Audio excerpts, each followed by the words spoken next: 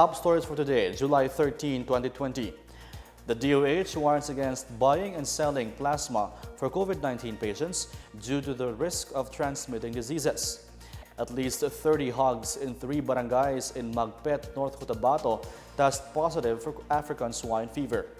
And the Department of Tourism is optimistic on the recovery of English schools catering to foreigners in the Philippines.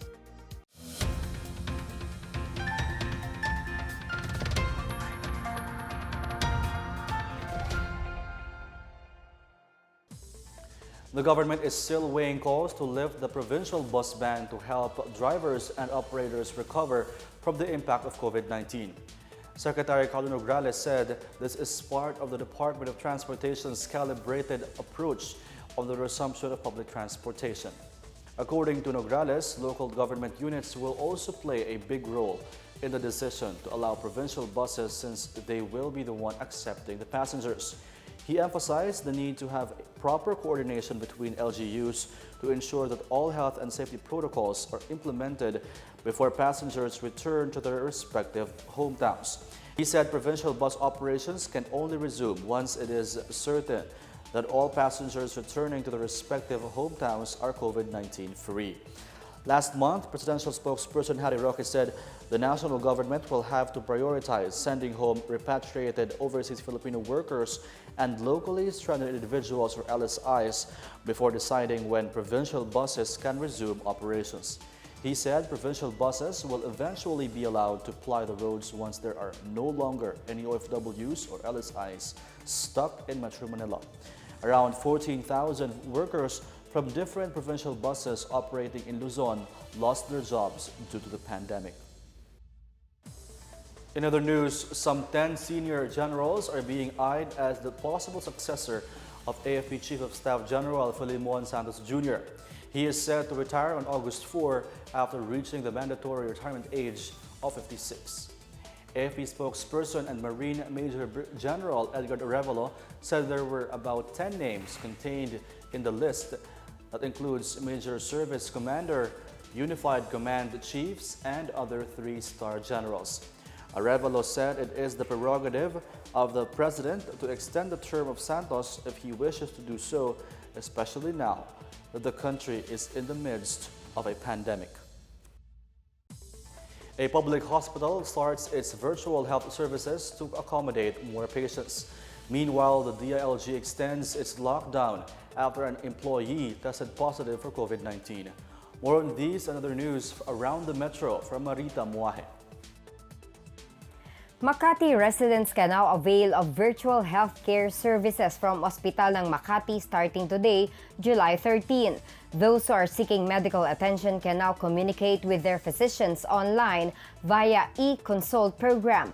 The online consultation for every health clinic in Makati is available for medicine and surgery, pediatrics and OB gynecology, ENT HNS, ophthalmology and dermatology, and family medicine and physical rehabilitation.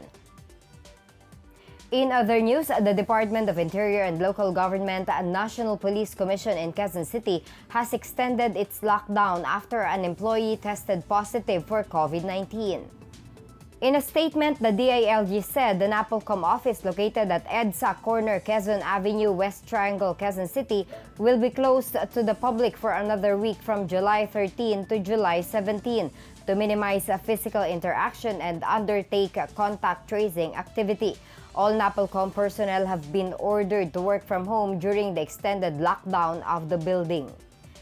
A congressional staff who contracted COVID-19 last month has tested negative for the coronavirus disease. The lower chamber's 8th confirmed case of COVID-19 is a legislative staff who stayed in Quezon City from June 17 to 23. According to House Secretary General Attorney Jose Luis Montales, the said staff is still undergoing a mandatory quarantine in the province. The House has so far recorded 13 confirmed cases of COVID-19 with 2 deaths. For the PNA Newsroom, I'm Marita Muahe. Still to come, the DOH warns against buying and selling plasma for COVID-19 patients due to the risk of transmitting other diseases. At least 30 hogs in 3 barangays in Magpet, North Cotabato test positive for African swine fever. More on these when the PNA Newsroom continues.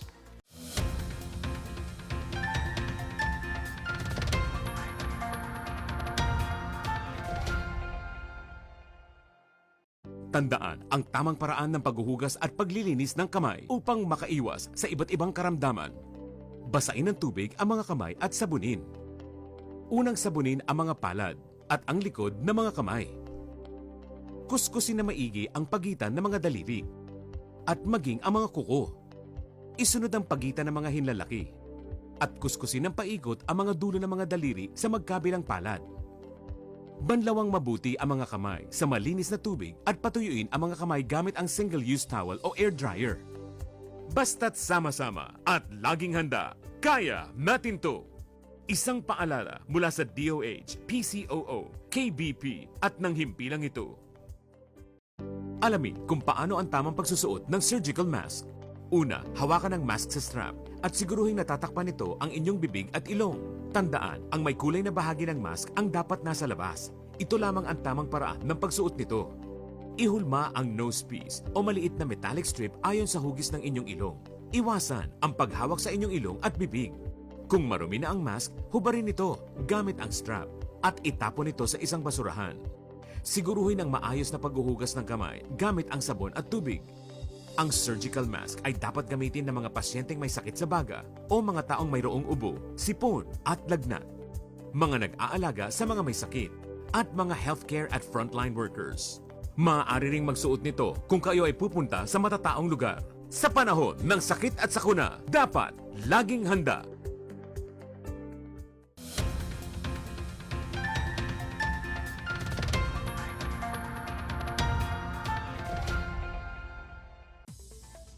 The Health Department warns against selling and buying of plasma by COVID-19 survivors, saying diseases can be transmitted through infected blood.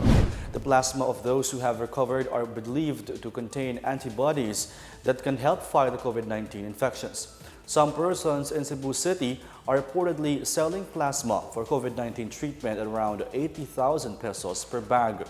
Po ayaw nating pinagbebenta o ayaw nating pinagbabayaran ng dugo, gusto ho natin na screen muna natin ang mga pasyente bago sila makapagbigay ng dugo. Masakit po na maaring maisalin galing dyan sa mga dugo na pinibenta natin. Ito po yung mga transmissible infections through the blood. Malacanang says it is up to the Supreme Court to decide whether or not a People's Initiative may be used to revive the franchise application of ABS-CBN. Presidential spokesperson Harry Roque reiterated that the granting of a broadcasting franchise is the sole and exclusive prerogative of Congress, citing RA 7925 or the Public Telecommunications Policy Act. Calls for People's Initiative surfaced after a survey from the SWS shows 3 out of 4 Filipinos want Congress to renew ABS-CBN's franchise. Pala says it will leave the People's Initiative on ABS-CBN franchise to the High Court. At least 3 barangays in Magpet, North Cotabato have been reportedly hit by African swine fever. Department of Agriculture Region 12 Director Arlan Mangelen says 30 samples from Barangay Ilian, Magkaalam, and Binay tested positive for ASF. Investigators learned that a batch of processed chorizo brought to Barangay Ilian caused the ASF outbreak. DA Region 12 is now preparing for depopulation of pigs living 1 kilometer radius near the barangay. The agency, meanwhile, assured it will provide seedlings, farm animals, and cash aid to affected hog raisers. The Health Department has hailed the Davao City government's move to isolate in one facility its suspected and infected cases of COVID-19. More on this and other news from the provinces from William Theo. The Department of Health has acknowledged the Davao City government's move to isolate patients suspected of and infected with COVID-19 as one of its best practice. DOH Undersecretary Leopoldo Vega said one of the main drivers of the city's progress in the fight against the virus is it has assigned the Southern Philippines Medical Center as the only institution to receive cases related to COVID-19. In March, City Mayor Sara Duterte signed an ordinance stating private hospitals in Davao City shall not accept patients with COVID-19 to keep their patients and health workers safe from possible infection due to exposure from the virus. Meanwhile, Mountain Province has recorded its second COVID-19 case. The Department of Health in the Cordillera Administrative Region reported that the new case is a 29-year-old female. That brings the number to 137 total cases in the region, 27 of whom are still in a medical or isolation facility. Mountain Province recorded its very first coronavirus case in June. In Nueva Ecija, the Cabanatuan city government has reimposed a liquor ban and curfew in an effort to address the surge in COVID-19 cases. The curfew is set from 9 p.m. to 4 a.m. beginning Saturday, July 11. Any violator may face imprisonment and fine and may also result in revocation of business permits. 2 more confirmed COVID-19 cases were reported in the province by the Nueva Ecija Interagency Task Force, raising the total number to 94 on Sunday. This city now has 28 cases of coronavirus. For the PNA Newsroom, I am William Theo. In our business news, the Pasig City government has officially launched its Tulong at Pampuhunang Ayuda sa Taga-Pasig or TAPAT program, which will offer loans to job seekers, entrepreneurs, and businesses starters in the city. Mayor Vico Soto said the city government has allotted a 200 million peso budget to provide financial loans to about 20 to 40,000 residents of Pasig. The TAPAT program offers small loans that could help sustain the economic recovery of the city and its residents. Soto said the local government prioritizes individuals who are economically hit by the health crisis since the implementation of the enhanced community quarantine. The Pasig City government urged interested residents to apply via the Pasig TAPAT website or visit the TAPAT help desk located at the Pasig City Hall for more details.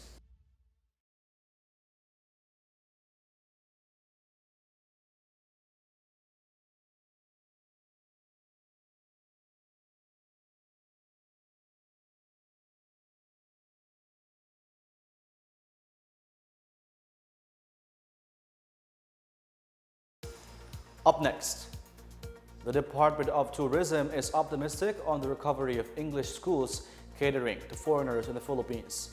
And the Archdiocese of Manila calls on the faithful to pray for the restoration of the Santo Niño Parish in Pandacan, Manila. The PNA Newsroom returns after these reminders.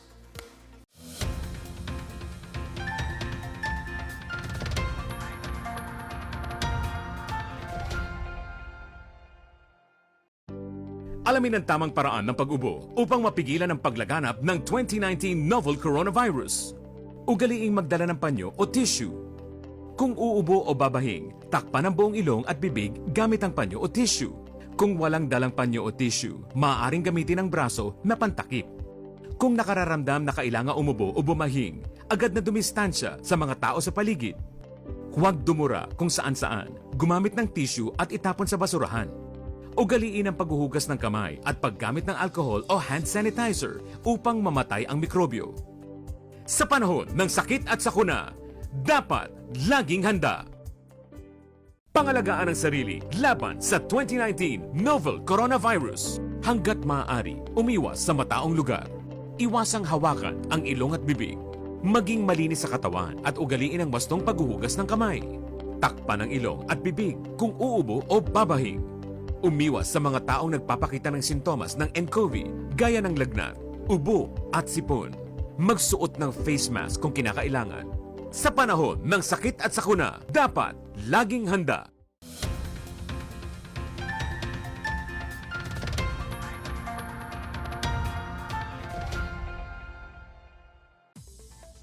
The Tourism Department is optimistic about the recovery of English schools in the Philippines, which would eventually put the country back as a leading English as a second language or ESL destination.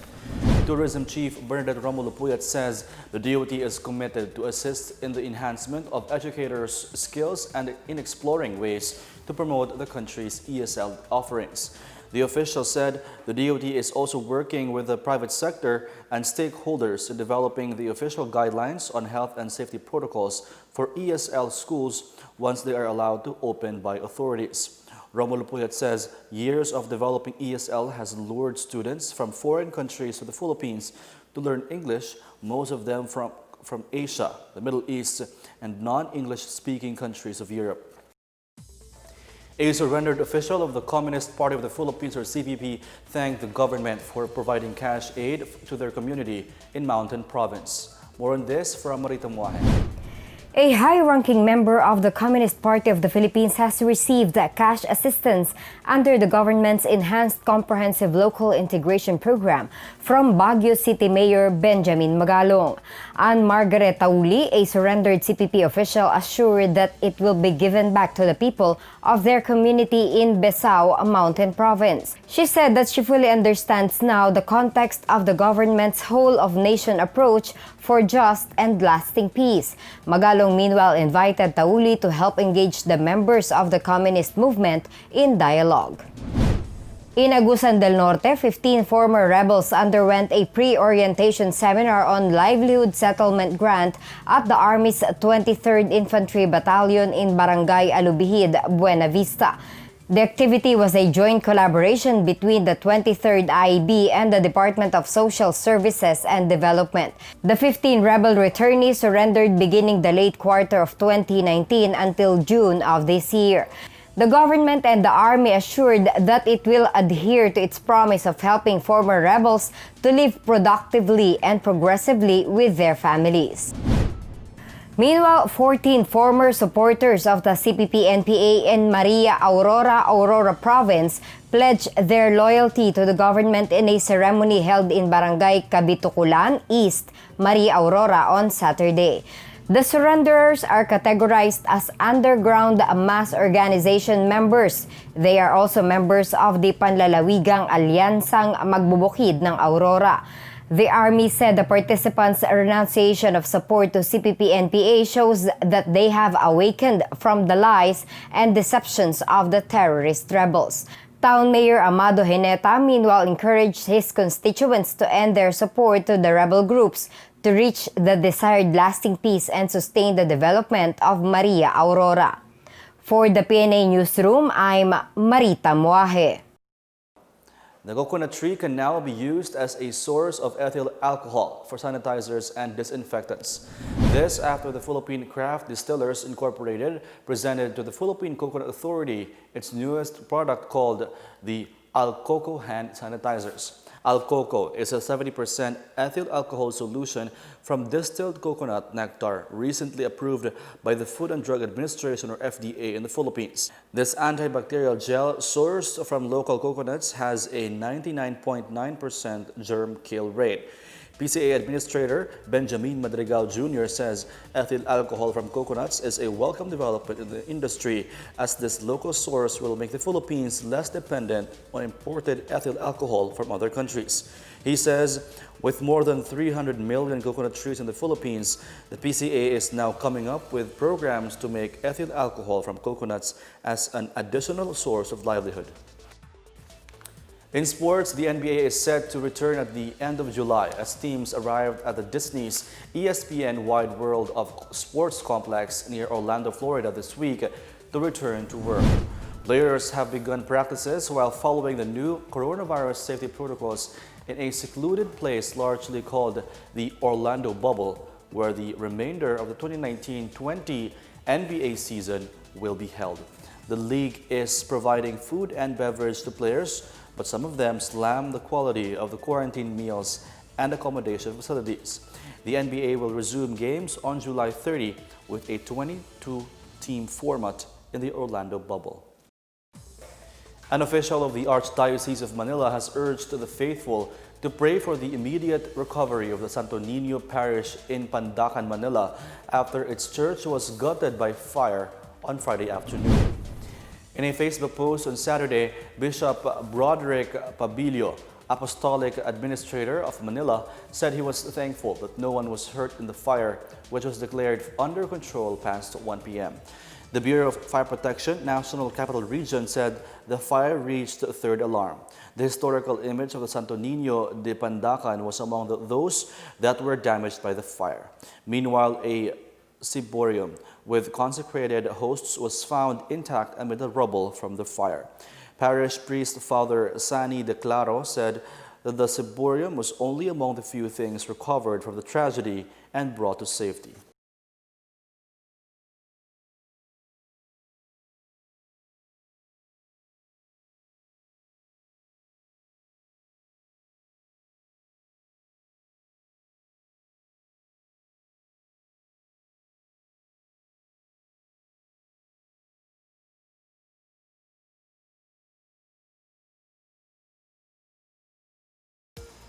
Let's take another look at today's biggest stories. The DOH warns against buying and selling plasma for COVID-19 patients due to the risk of transmitting diseases. At least 30 hogs in 3 barangays in Magpet, North Cotabato test positive for African swine fever. And the Department of Tourism is optimistic on the recovery of English schools catering to foreigners in the Philippines.